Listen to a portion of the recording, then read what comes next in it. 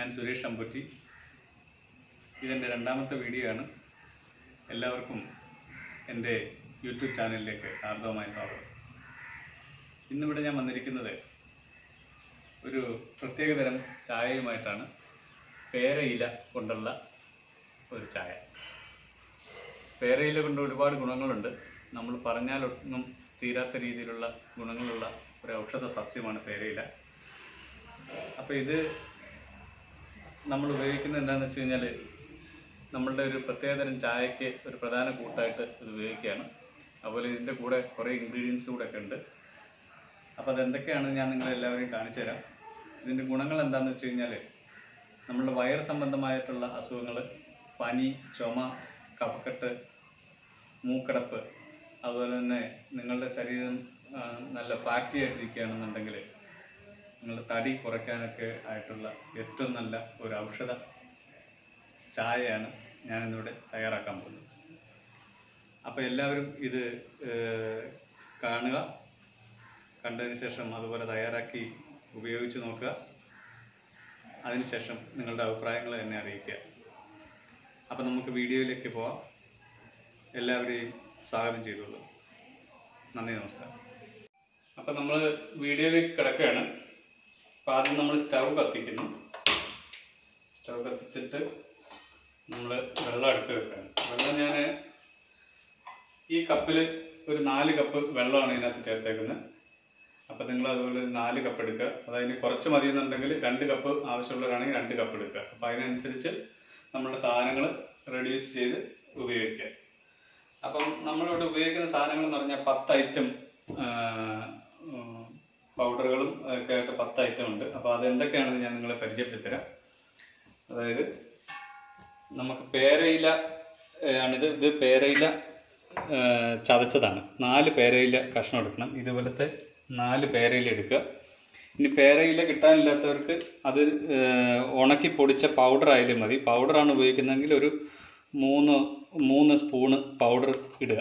പേരയില പൊടിച്ച പൗഡർ ഒരു 3 teaspoon powder ഇടുക. അപ്പോൾ ഇതിനകത്ത് ഞാൻ ഈ ഉള്ളിയും കൂടെ ചതച്ചിട്ടാണ് വെച്ചേക്കുന്നത്.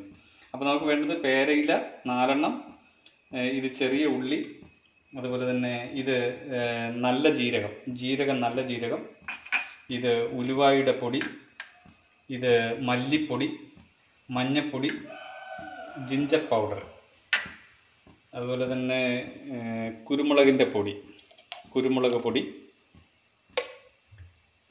ചായപ്പൊടി, തേയിലപ്പൊടി. ഇത്രയും സാധനങ്ങളാണ് നമുക്ക് ആവശ്യമുള്ളത്. തേയിലപ്പൊടി, ഇത്രയും സാധനങ്ങളാണ് നമുക്ക് ഇതിനകത്തോട്ട് ചേർക്കാൻ ആവശ്യമായിട്ടുള്ളത്. അപ്പോൾ ഈ സാധനം ഞാൻ ഇതിനകത്തോട്ട് ചേർക്കുകയാണ്. ഇതിനകത്തോട്ട് ചേർത്ത് കൊടുത്ത്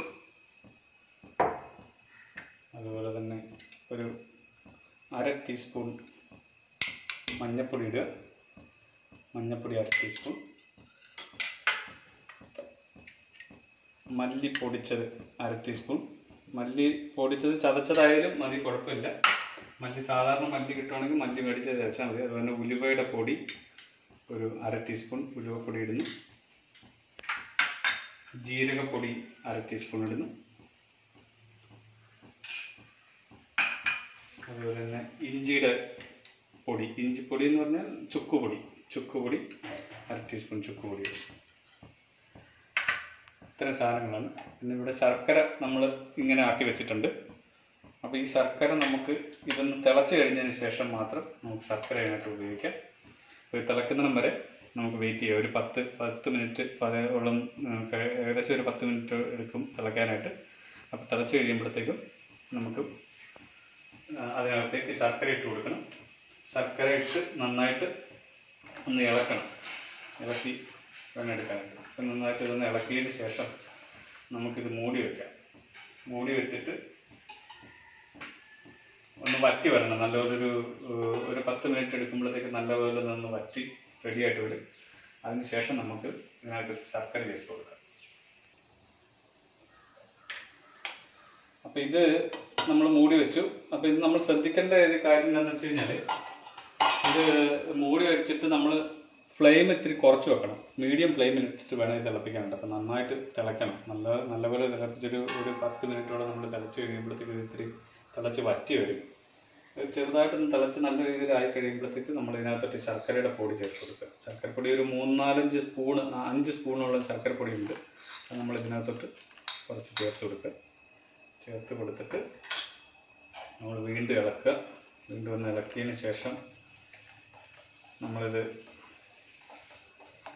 മൂടി വെച്ച് വീണ്ടും ഒരു 10 മിനിറ്റ് കൂടെ തിളപ്പിക്കണം. നന്നായിട്ട് തിളക്കണം. തിളച്ച് കഴിയുമ്പോഴത്തേക്കും തിളച്ച് വറ്റി വരണം. ഇതൊരു നല്ലൊരു ചായയാണ്. ഇപ്പോൾ ഈ കൊറോണ വൈറസൊക്കെ വന്നിരിക്കുന്ന സമയത്ത് നമുക്ക് രോഗപ്രതിരോധ ശക്തി കൂട്ടുന്നതിന് വേണ്ടിയിട്ട് ഉള്ള ഒരു അതിമനോഹരമായ ചായയാണ്. എല്ലാവരും ഇത് ഉപയോഗിക്കുക. ഒരു 10 മിനിറ്റോടെ നമുക്കിത് വെച്ചിട്ട് തിളപ്പിച്ചെടുക്കാം. അപ്പോൾ ഇത് നമ്മൾ തിളച്ച് ഒരു 10 മിനിറ്റോളം നമ്മളിപ്പോൾ തിളപ്പിച്ചു. അപ്പം എന്നിട്ട് അതിനകത്തോട്ട് നമ്മളൊരു 1/2 ടീസ്പൂൺ ചായപ്പൊടി ചേർത്ത് കൊടുക്കുക. ടീ പൗഡർ 1/2 ടീസ്പൂൺ ചേർക്കുക. അതിനുശേഷം ഇളക്കണം.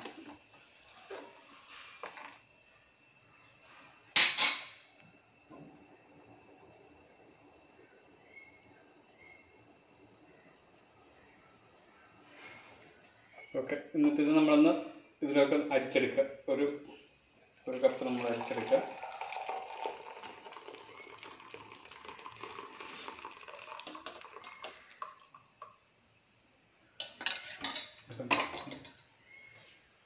എന്നിട്ട്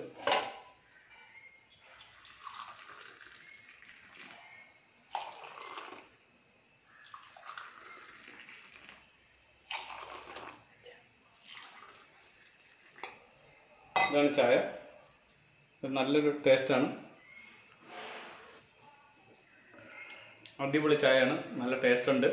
അപ്പോൾ എല്ലാവരും ഉപയോഗിക്കുക. മുമ്പത്തെ ചായ മാതിരി കയ്പൊന്നുമില്ല. നല്ലൊരു ചായയാണ്. എല്ലാവരും ഉപയോഗിക്കുക. അതുപോലെ തന്നെ എൻ്റെ ചാനൽ സബ്സ്ക്രൈബ് ചെയ്യുക, ഷെയർ ചെയ്യുക, ലൈക്ക് ചെയ്യുക, എല്ലാവരിലേക്കും എത്തിച്ചു കൊടുക്കുക. Thank you.